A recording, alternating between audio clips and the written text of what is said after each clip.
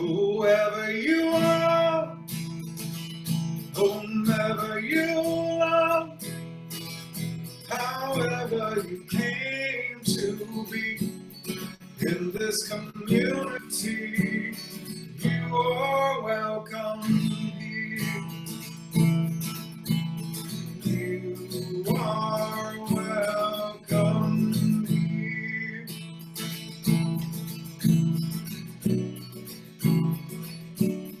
If you are searching, come on in.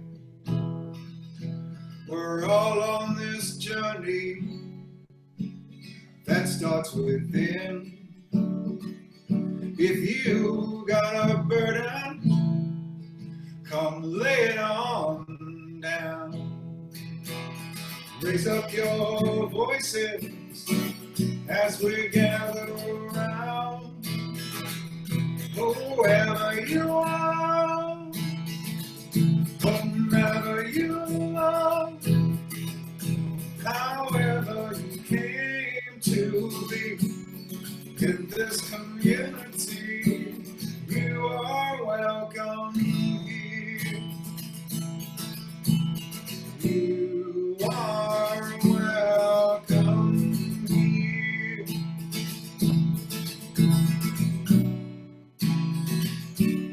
If you are joyful, oh, you're concerned, come share your story. That shallowest flame burn. If your heart is broken, you've been disowned, come join our circle. Don't turn off your phone, not today. Whoever you are, whomever you love, however you came to be in this community, you are welcome here. You are welcome here.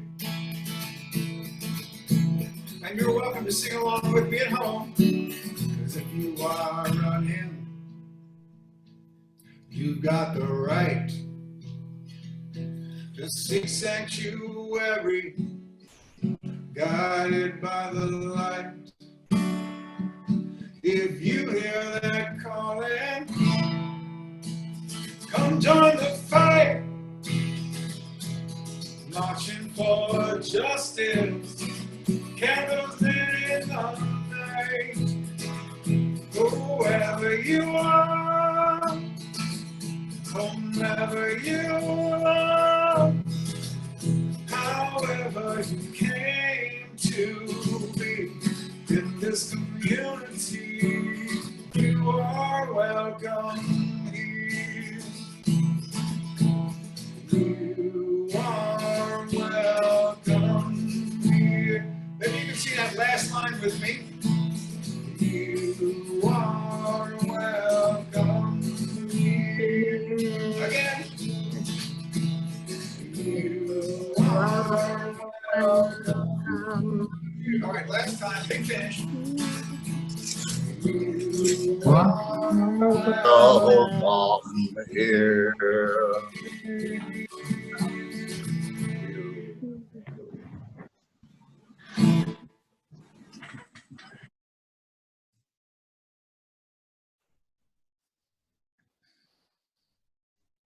Our guest speaker this morning is Eric Bannan. Eric brings stories to life with moving personal narratives, a sly sense of humor, and a soulful singing voice. He's a husband, a father, songwriter, storyteller, U.S. Coast Guard rescue flight crew veteran, backcountry adventure racer, and cancer survivor with a master's degree in computer science. I get bored easy. Eric has been called to share his art to inspire, to motivate for positive change, and to build community. Welcome, Eric.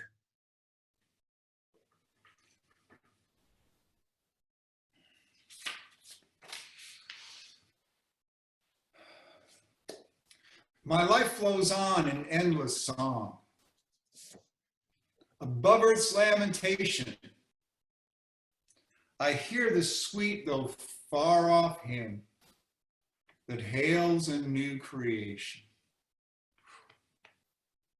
Why do we sing? What is it about singing together that is so essential to our worship experience? These are big questions. These are fundamental questions, even existential in nature to some of us. And they're really bigger than my own personal experience can really address. Now, early in my research from this sermon, I decided to reach out and put these questions to a number of worship leaders, music directors, and professional artists across many different faiths and denominations.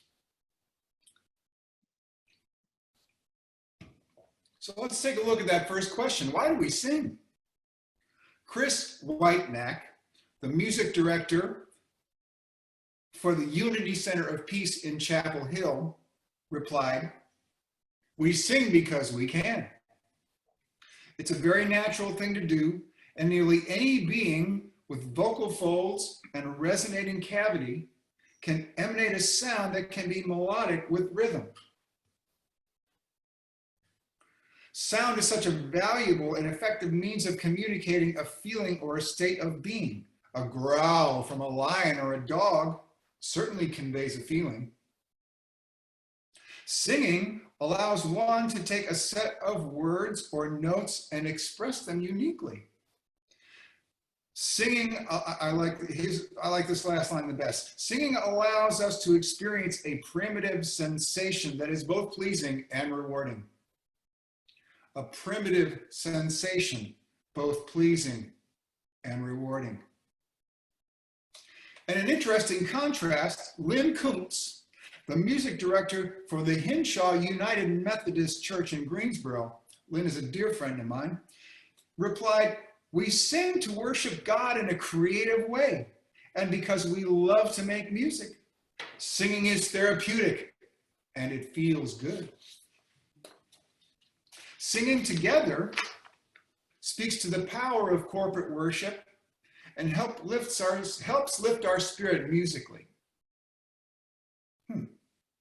Now, Glenn Meerbach, the beloved music director of my home church, the Community Church of Chapel Hill UU, which is where that video you just saw came from, shared some of his wisdom and a possible origin story of singing that I find intriguing.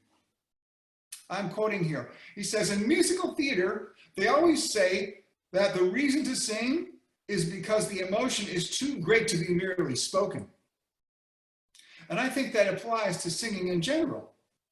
The best singing happens when you sing from a place of deep feeling, whether that be happiness or sadness."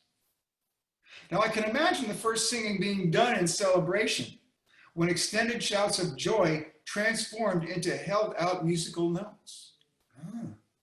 Or in grief, when the moans and wailing of loss turned into sustained pitches. Whoever did that must have noticed that it felt good, that it felt right, that it allowed a release of emotion that no other form of expression could replicate. Glenn also adds, then they probably told their fellow villagers about it and formed a chorus. I suppose this is possibly the origin of choral singing as well. Now, my dear friend David Lamont is a worship leader, author, singer-songwriter, and peace activist. He spent a few years on the Nobel Peace Prize Committee. He's from a long line of Presbyterian ministers and a practicing Quaker. Now, David is also very adept at social media and posted the "Why Do We Sing" question to his legion of Facebook friends. My favorite response in all of this was probably this little bullet point list from a gentleman in Fairfax, Virginia. 3 points. Number one, because it's in the bulletin or the order of service as we see it. Number two, because it gets a great eye roll from my daughter when I sing in public. And number three, because I'm human And it's just what we do. Another gem from David's social media thread was from Ashley Jo Farmer, a touring professional vocalist who posted, "I sing because I have to. It's part of who I am. Without singing, I'm not me." So we're starting to see some common threads here. We sing because we have to. We sing because it feels good. We sing because it's part of who we are. We sing because we can. How can we keep from singing? And scientifically, there's cool stuff happening in our brains when we sing. Singing helps us to breathe more deeply. It releases oxytocin and endorphins, which are associated not only with feeling good, but with social bonding and empathy. Now, my friend David Lamont also shared a story with me about sitting with an Alzheimer's patient. And I quote, "I have sat with an Alzheimer's patient whose illness had progressed to the point where he could no longer speak. But when I sang a folk song that his wife said he had loved, he brightened up and smiled and sang along every word. Music was the one medium by which he could still be reached and could still connect with the people that loved him." In an informal conversation recently, I was asked why I sing, and I blurted out, "Because I can." This is because I know what it's like to not be able to sing, to not be able to do that thing which brings me such joy and heals me.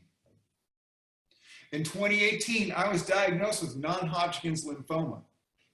Between the cancer itself and the chemotherapy, my body got beat up pretty bad. My singing voice was gone. I mean, I could barely speak. And I was scared. My voice was my livelihood, still is today. But this story has a happy ending. I mean, it took a lot of time, a lot of hard work, and voice therapy from the Duke Voice Center. Big points to them. But I got my voice back, and it's better than ever. Now I can sing again. And I've been teaching vocal improvisation as a spiritual practice. Many of the folks who come to my workshop don't see themselves as singers. I'm always surprised by the number of people I meet who say, "Oh, I can't sing." And I'm saddened when I talk to someone who has been told, "You can't sing," at some point in your life, and they have internalized that. This construct in our structure where these people over here can sing, but these people over here can't. It's just wrong. I want to live in a world where everybody sings. In my world, everybody sings. So let's look at that second question. What is it about singing that is so essential to our worship experience? I missed a word in my sentence there. What is it about singing together that is so essential to our worship experience? As my preaching mentor, Reverend Tom Belote from the Community Church of Chapel Hill is so fond of saying, when we worship, we shape our worth. We shape that which is of value to us. And there are so many ways to worship. For example, Jonathan Byrd is an award-winning, international touring, performing songwriter, poet, and photographer. Every Wednesday night from 7 to 10 a.m., he can be found leading his congregation at the Kraken in White Cross out on 54, just west of Chapel Hill, North Carolina. And during this big shutdown here, they still let him in the bar, even though the bar is closed, and he's still live streaming his Wednesday night residency from 7 to 10. I can give you more information about that if you like. But his residency at the Kraken is affectionately known by the regulars, of which I am one, as Church with Beer. Now the Kraken is a dive bar. I mean, it's literally a double wide trailer duct taped to a small hand-built wooden bar. It's a dive bar. The crowd's a little rough and there's nowhere to park. But somehow Jonathan Bird has built a community across political and socioeconomic lines that is an absolute wonder to behold.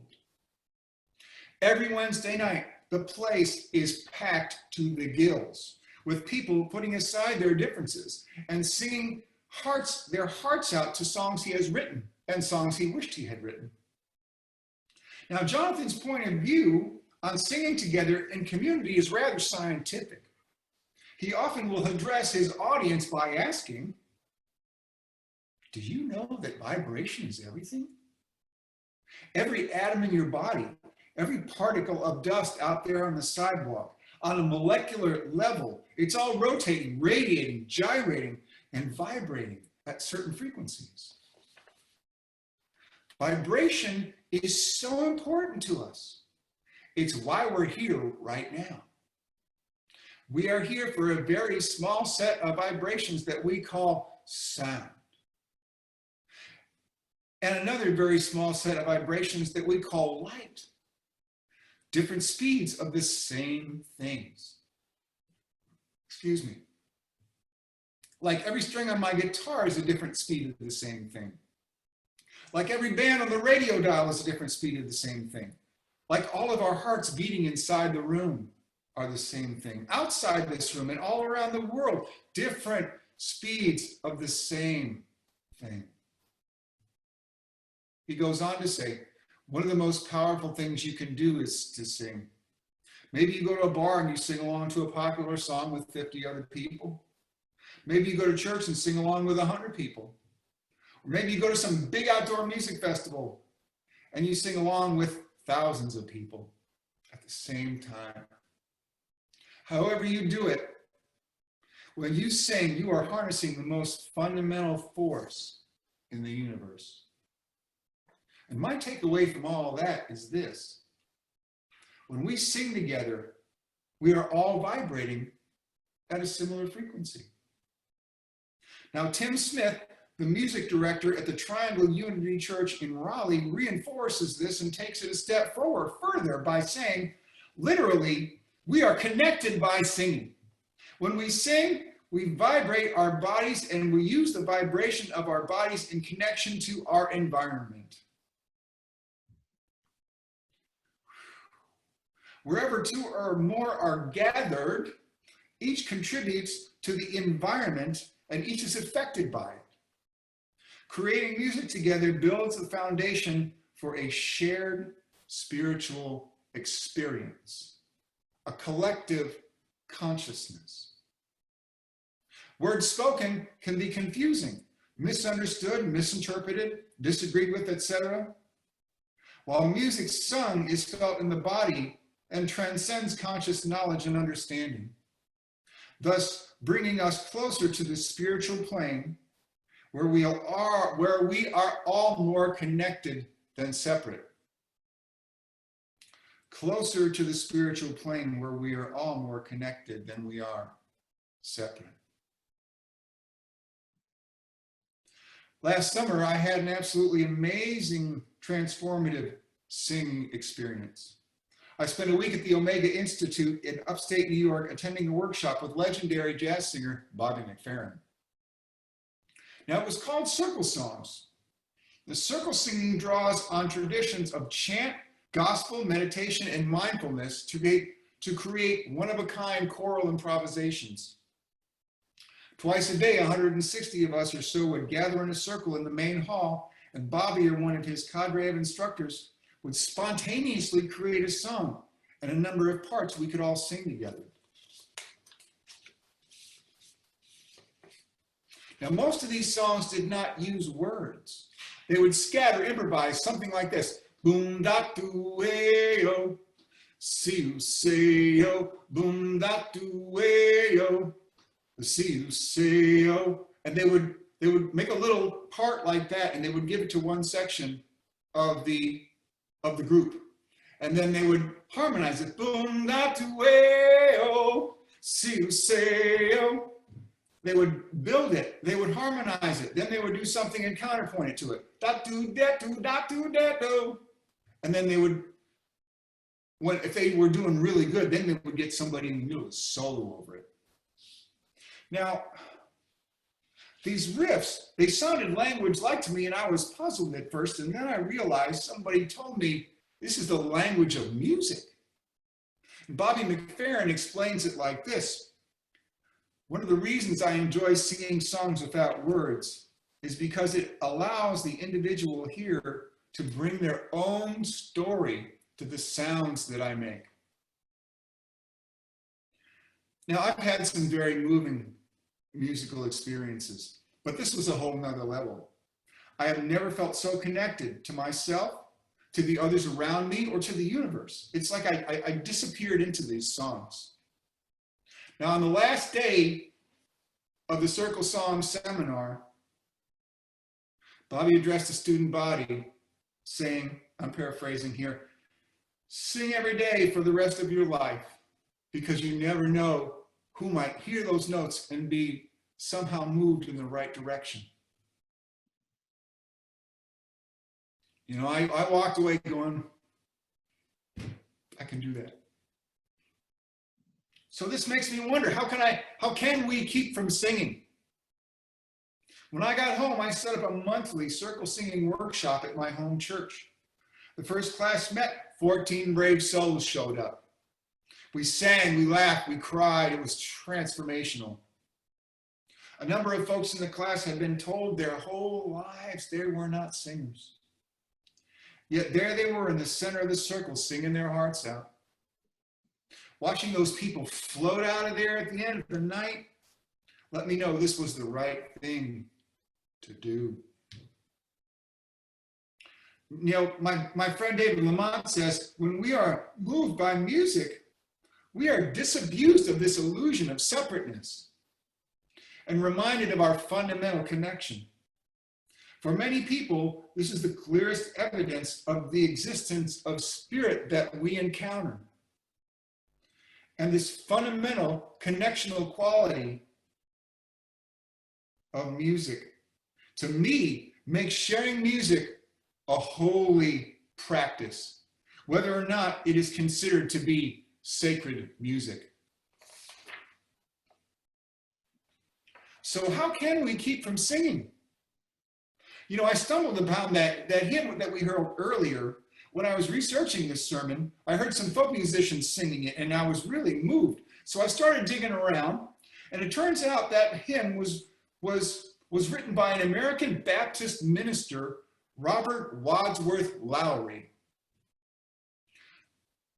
Reverend Lowry was born in 1826. That's 100 years before my father was born, in Philadelphia, Pennsylvania.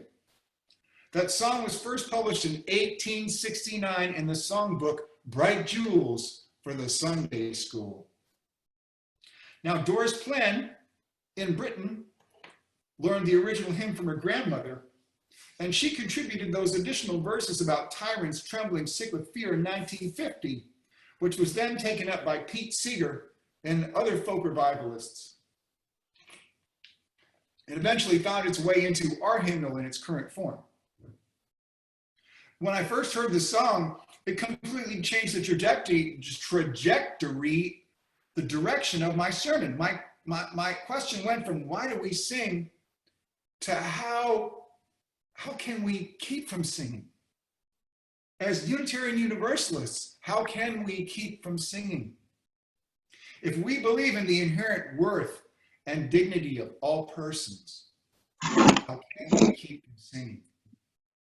If we believe in justice, equity, and compassion, and a free and responsible search for truth and meaning, how can we keep from singing? When tyrants tremble, sick with fear, and hear their death knells ringing. When friends rejoice both far and near, how can we keep from singing? If we believe in the right of conscience and the use of the democratic process within our congregations and in society at large, how can we keep from singing? In prison cells and dungeons vile, our thoughts to them are winging. When friends by shame are undefiled, how can we keep from singing? If we believe in the goal of world community with peace, liberty, and justice for all, and the interconnected web of all life, how can we keep from singing? Through all the tumult and the strife, those freedom bells come ringing. Since love is Lord of heaven and earth, how can we keep from singing? Amen. And thank you.